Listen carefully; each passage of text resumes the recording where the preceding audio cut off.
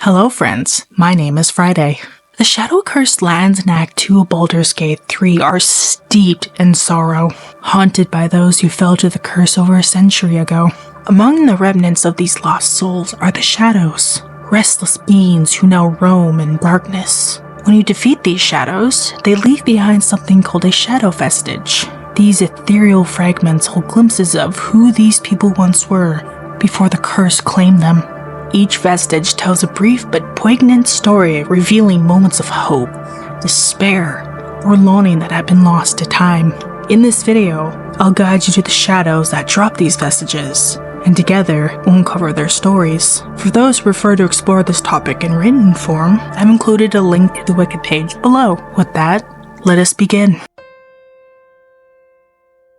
The first set of shadow vestiges can be found relatively easy as you enter the shadow-cursed lands to the Underdark. If you've taken a different route, don't worry, I'll share the coordinates and show you the location on the map. This area is where the harpers are being ambushed by the shadows, and where poor Jonas tragically succumbs to the encroaching darkness. Now, let's uncover who these shadows once were.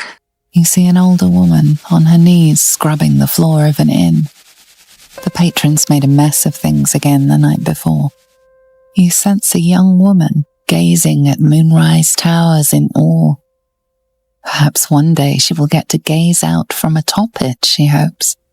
He had dreams of boarding a ship in Baldur's Gate and seeing the world. But then the darkness came.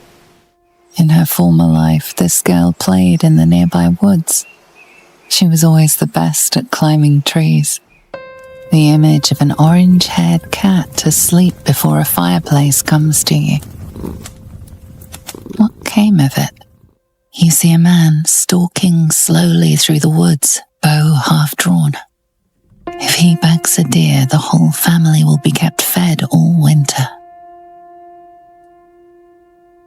The next set of shadow vestiges can be found near the Last Light Inn. This is where you faced waves of enemies while defending the portal Ħalsan entered to find his long-lost friend, Daniel. Those shadows that drained your strength and snuffed out your daylight spell each have a story to tell, fragments of the lives they once led. Let's uncover their secrets, shall we? Thoughts of baby names. She did not wish for her firstborn to be named after her mother-in-law. Maldred. Ugh. You glimpse a young harper on the eve of battle against Thorm long ago. He and his comrades toast each other in last light. Desperate prayers to 𝔴𝔦𝔨 echoing from the past. They did not save him. You can almost feel the heat from the forge. This one was once a blacksmith, a faded memory of a boy and girl sharing their first kiss. Your own heart almost flutters in tune with theirs. You sense a fading echo of the person who once was, a dockhand. He did not ask for this. The next area where you'll encounter shadows is near one of the bridges leading into town. Here you'll find Rolan desperately battling shadows and corrupted creatures as he searches for his family. Alternatively, if you were too late, you find a shadow-cursed Rolan overwhelmed by the horde and consumed by the darkness. Now, let's unveil who those shadows once were, whether they fell by your hand or played a role in Rolan's tragic fate. You see an old boot balanced upside down on a cobbler's knee as he taps the final nail into the new soul. 𝔭𝔫𝔤. You sense a faded memory of marching in an army against Ketheric Thorm. Victory seemed possible then. You sensed that this one was once a fisherman, taught by his father. She was a healer, trying to aid the wounded in the battle against the Sharans. But there were so many. The next location brings us to the heart of Rhuithwin. Here stands a statue of General Ketheric Thorm, a once proud devout of 𝔴𝔦𝔨, a loving husband and a devoted father. Now, it serves as a haunting reminder of what becomes of a man robbed of everything he holds dear. Among the shadows here lies a connection to someone we know. Who could it be? Let's find out. You feel a rush of outrage. This woman worshipped Shah to the end. So why does the night singer's curse not spare her? An older man turns his head away in shame. His neighbours would not renounce 𝔴𝔦𝔨𝔦. Now they hang in the town square.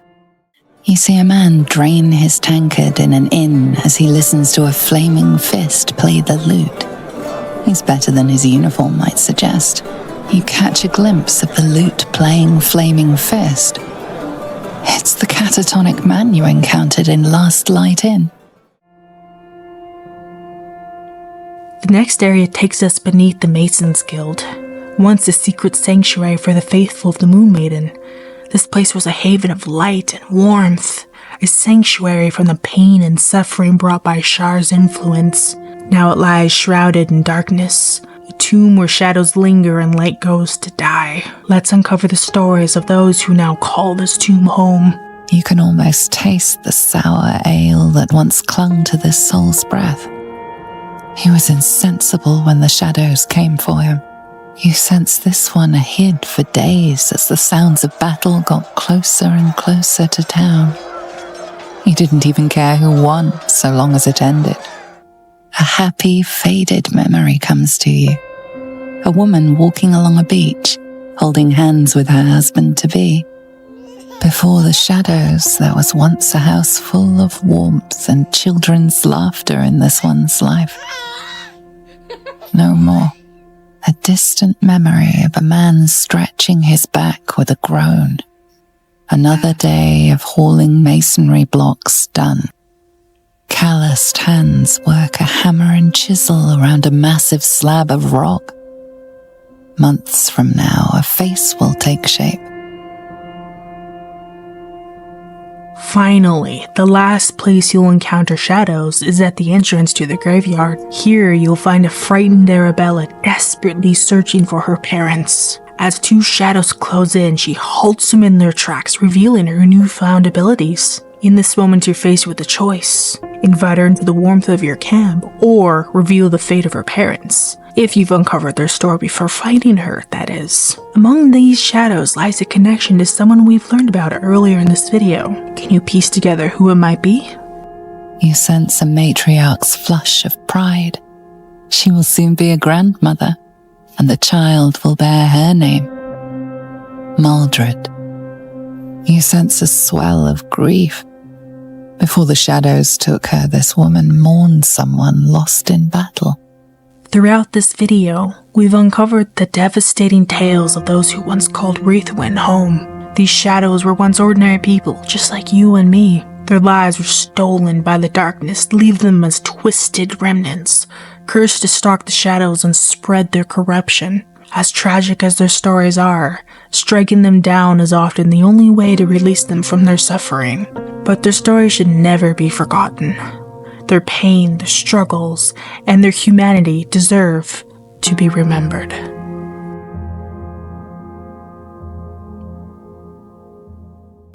Welcome to the end of the video. So what did you think? Did you like it?